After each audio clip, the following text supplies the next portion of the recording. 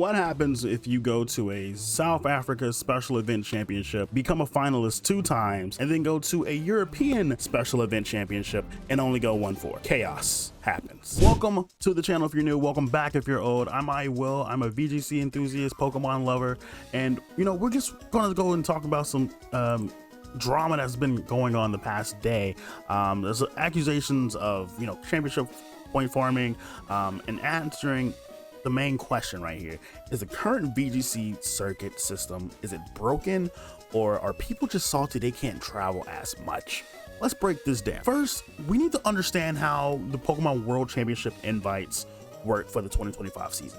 Last year they qualified based on how much CP that you had gained. There was a threshold. I want to say it was 900 points last year. I don't know. I didn't make it, but now players have to be in the top X amount of players in their rating zone to qualify for Worlds. So in NA, you have to be top 75. EU, you have to be top 75. And that's not the only change. If you win a special event or regional, you get a direct invite. Doesn't matter how many points you have. Same for top 4 placing at an international championship. So EUIC, LAIC, NAIC.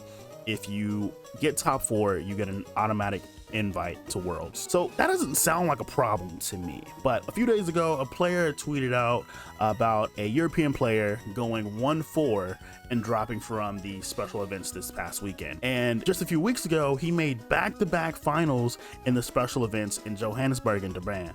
And those 2 events only had 9 and 13 players in those championship events. Do I think it's a problem that they had a African special event? No, I think it's really cool actually. Personally, I'm going to try to make it next year. Not because I think it's an easy win, not because I'm thinking that it's going to be a farm event. I love to go to Africa. I've been to Africa in 2014. It was a really cool event. Johannesburg has a dear special place in my heart, and to play Pokemon in a continent that I love.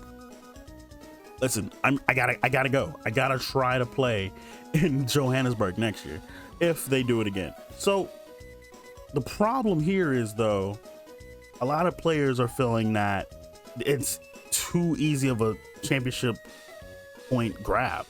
He finished second in both, earning 325 CP from the Durban and Johannesburg, and it put him over 925 CP, and he's currently ranked 61 in Europe, well within the qualifying range for Worlds this year. And to be honest, it didn't sit well with a lot of people in the community. It kind of made a little division, if you will say. Some players accused Alessio of abusing the system, saying that attending low attendance events was unfair to players who grind through the regionals with hundreds of competitors. And then there's other players who pushed back, saying that he didn't break any rules. He just played the circuit the way it was designed. And I'm gonna be honest, I agree. Literally, look, I have no problem with anyone going to more events, okay? If you can afford the travel, if you can afford the stay, if you're willing to show up and play, then more power to you. You deserve to play and attempt to go to events. I'm not gonna call anyone a wallet warrior because they have more bang for their buck. That makes me seem like a hater. I'm just gonna be real. Listen, if you think the system is broken, I personally think you should put in a support ticket. If you think somebody shouldn't be at Worlds, then you should play better. I'm not sure like what the confusion here is, in my opinion.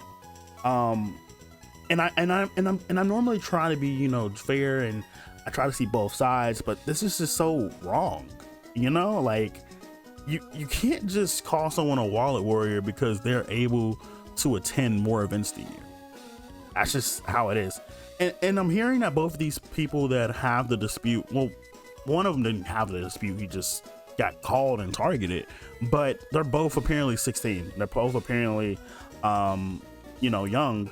But I think this still makes the point that some people probably feel the same way that one player does. And so what, he showed up to 2 events that were open to everyone. It's not like it was exclusive to EU. It wasn't exclusive to just South Africa. It wasn't exclusive just to that board of the world. Everyone had an opportunity. Everyone knew it was coming. Granted, it was like announced in the middle of the season, but everyone knew the event was there. It was open to everyone. Literally, he won his sets. He earned his CP. I don't see how that's his fault. That's literally what the system was designed. Truthfully, there's a quote that is perfectly fair. Don't hate the player, hate the game. Literally, if you hate how the system is played, literally just go ahead and make a ticket. Talk about the structure that Pokemon put in place. But to be honest, it's not Alessio's fault. I don't think this is Alessio's fault at all. This could be anyone. This could have been literally anyone from NA or anyone from LATAM, like anyone from Oceania going to this regional or going to the special event and getting second or winning and getting their invite. And this even had the same you know, the topic with the people who actually won the events. Like, man, look at them, they got their easy win, they got their easy invite. If you think it's that easy, go to these events and win them. I literally, what I hate more in the VGC community since I've been active is people who complain about a world invite that they weren't going to get anyway. Now, some people I do know who work for invites, people that have been going to events and they are grinding. I get it, for real. But in the same sense, man, bro, there are people who are complaining and only got like 100 CP. My brother in Christ, you were never gonna make it. I'm so sorry. If you want this to be different, push for event minimums, maybe regional balancing. I don't know, but to trash a competitor for going to events that he can try to go to and actually getting CP out of it, CP that puts him at Worlds, it's sad. It really is. Now, again, like I said in the beginning of the video, if there's a Johannesburg event in 2026, I'm going to try to be there. I will literally set aside a paycheck, buy a plane ticket, and literally go. Because again, I've always wanted to go back to South Africa, and the fact that there is a special event or even regional in South Africa, in Johannesburg at that, one of my favorite cities, you bet your bottom dollar I'm gonna try to go.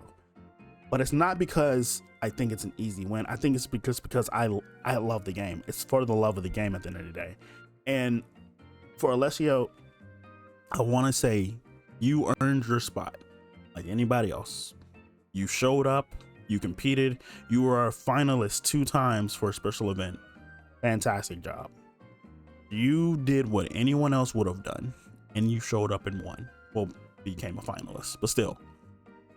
I hate the idea of the bullying, you know, and it has no place here. So this is not my typical type of video. I normally don't, you know, make these videos. I'm normally not in the like mess or whatever, but I couldn't stay quiet. I couldn't be quiet while this stirred up inside of me. And plus I haven't made a YouTube video in 3 months. So I mean, like, kind of overdue for a video. But what do you think? You know, was Alessio just playing the system, playing smart? Is the current CP structure unfair to most players? Like, is it really unfair? I don't know. I feel like the whole top 75 or top X amount of players in each region really, one, I think it does reward consistency. Like, you're going to a event, you're day 2ing, you're playing day 2, you get some CP, and then you eventually go top 32 or top 16, top 8, top 4, and you're grinding that out, right? But at the same time, there are people who feel that you can only grind that out if you have the money to go to events, and I get it. You know, most players probably don't even go to more than 2 events a season, so I completely understand. Some people, they are professional Pokemon players. They get by coaching for a living. They are able to pay their bills with coaching, and there's nothing wrong with that at all either. And there's some people that's like me. They got a full-time job, or they're in school, they're students, and you don't have that limited time. You take off, you don't have a lot of PTO.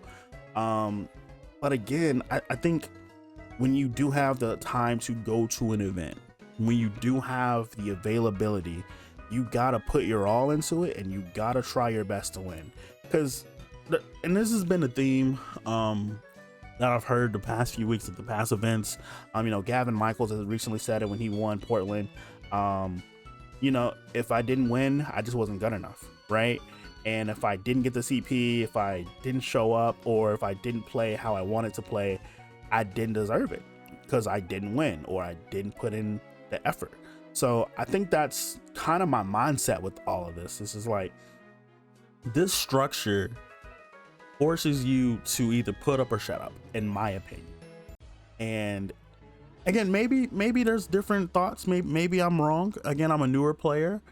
I just feel as if, man, we can't be out here shaming one person and being mad at one shaming people for going to a event that was open for everyone, right? And then 2, bashing their performance at another event because they went 1-4. Like no one else has ever went 1-4 in their life. You know what I mean? Like I went 2-3 at NAIC last year, probably gonna go 2-3 again. You know, who knows? I went 4-4 at Atlanta, you know, like, and again, I'm not a finalist. This dude has become a finalist twice. A lot of people can't say that.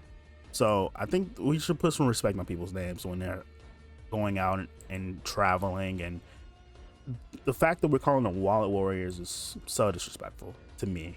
But look, what do you think? Let me know your comments below. Drop a comment. I really want to hear your thoughts on this. This is something that is just stirred in my mind in the past 2 days, and I don't know. I really would like to have some discourse on this. Not to start anything, but like, what is the solution here? Like, is there anything to be solved here? Does there need to be a structure? Do we need to bring back the CP bar? I really think it's cool. As a fan of the game, it's really cool seeing who gets their invites and who gets the points, and you know, being able to see how this all plays out is really cool. I mean, you get to see players like Wolf Glick being really consistent, winning a GC, winning a regional, and winning an internet is really cool. So he's kind of on track to winning worlds. And then you got Michael the Best winning a regional, winning a special event. Like, he's kind of on track as well of having a really good season. So again, I don't think these people are wallet warriors. They just have the access to do so. They have the access to play at these events. And to me, calling these people wallet warriors is just low-key disrespectful, in my opinion.